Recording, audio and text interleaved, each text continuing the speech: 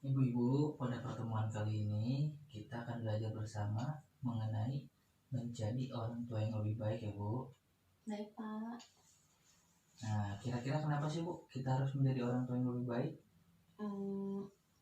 Supaya anak kita baik, Oh iya, terus? supaya anaknya jadi hebat, Nah, terus? sopan. Nah, betul. Betul ya Ibu, jawaban Ibu. Mungkin saya tambahkan dikit ya.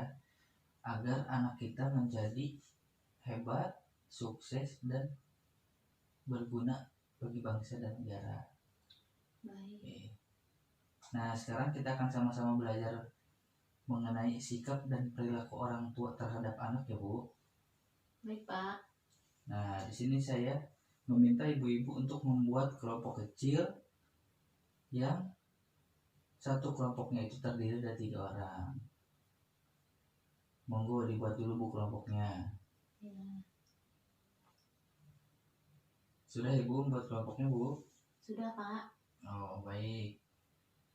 Bu, saya meminta ibu-ibu untuk menyampaikan 1 atau 2 hal yang paling membahagiakan dan 1 atau 2 hal yang paling menyulitkan yang dirasa sebagai orang tua secara bergantian kepada kelompok yang lain. Baik. Ya, tapi jangan memberi komentar apapun ke teman yang bercerita ya Bu. Ya Pak. Bagaimana Bu, sudah? Sudah. Sudah, oke baik. Oke, kali ini saya akan minta ibu-ibu untuk menyampaikan pendapatnya. Kira-kira apa aja Bu 1 atau 2 hal itu yang paling membahagiakan dan 1 atau 2 hal yang paling menyulitkan dalam mengasuh anak. Coba Ibu Siti sebutkan. Yang baiknya dulu boleh. Baiknya anaknya udah pintar ngaji Pak. Oh baik, alhamdulillah. Terus? Udah bisa bantu orang tua. Oh hebat ya. Iya. Terus kalau yang buruknya kira-kira apa tuh Bu? Ini apa? Suka ini main handphone terus kalau disuruh berhenti itu susah. Oh iya, emang anak zaman sekarang ya Bu, handphone mulu ya. Iya. Terus kira-kira apa Bu yang keduanya? Ini apa mah suka marah. Oh suka marah kalau diambil handphonenya gitu ya? Iya. Oh sama kayak anak saya berarti. Iya Pak. Oh iya. Terima kasih ya Bu atas pendapatnya. Sama-sama. Nah kesimpulannya adalah cara pertama menjadi orang tua yang lebih baik adalah dengan mengingat hal membahagiakan yang dirasakan sebagai orang tua. Karena ini dapat memperkuat kasih sayang orang tua pada anak ya Bu. Iya Pak. Nah, selain itu dengan berbagi dan berdiskusi mengenai masalah atau tantangan dalam mengasuh anak, kita bisa lebih ringan dalam menghadapi masalah yang ada. Oke, baik. Nanti diusahakan dipraktekkan ya Bu di rumah. Iya Pak.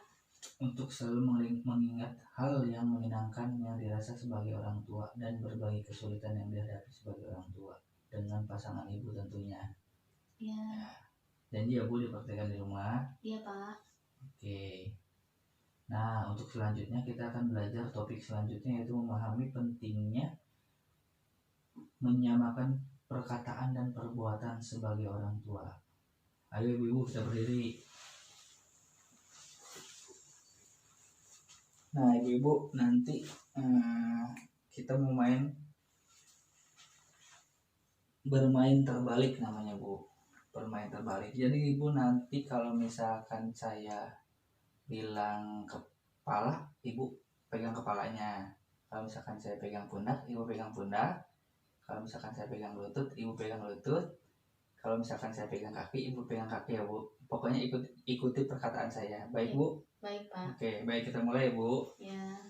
Kepala, pundak, lutut, kaki, kepala, pundak, lutut, kaki, kepala, pundak, lutut, kaki, kepala, pundak, lutut, kaki, kepala, pundak, lutut, kaki, kepala,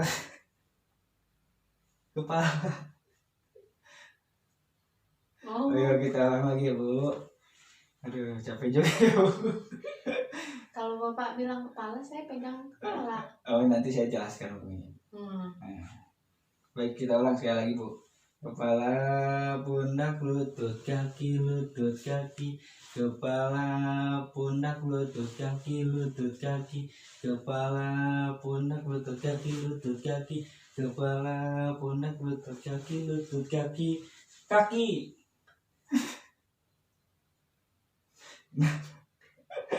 Oke, baik, Bu, cukup, Bu.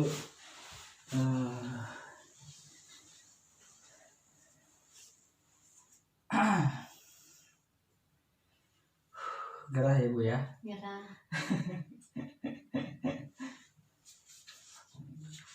Nah, terima kasih ya, Bu, udah mengikuti permainannya. Nah, kira-kira apa yang terjadi saat permainan tadi, Bu? Capek ya, Pak. Benar, terus? Iya, saya juga ngerasain capek, Bu. Pegel. Terus pegal. Oh, Terus pusing itu apa gerakannya, ini saya bingung. oh gitu. Terus bagaimana, Bu, perasaannya saat saya bilang kepala tapi saya megang pundak? Bingung ya. Ibu megang pundak ya, pas saya megang kepala ya, bilang kepala. Ya gitulah. Nah, kesimpulannya dari permainan tadi, lebih mudah mengikuti apa yang kita lihat daripada apa yang kita dengar. Begitu pula anak-anak.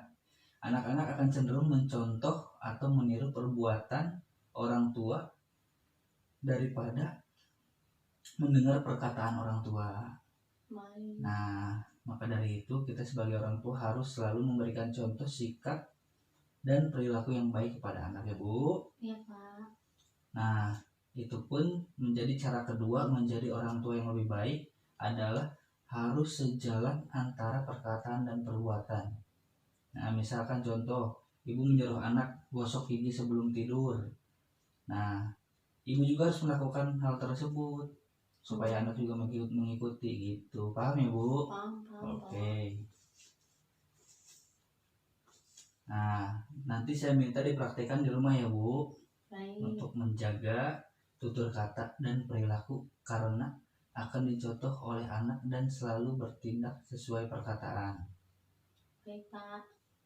Paham, Ibu? Paham. Nah, setelah ini kita akan sama-sama belajar mengenai topik orang tua yang baik. Orang tua yang baik memiliki konsep yang positif. Baik. Terima kasih ya, Bu. Terima kasih, Pak.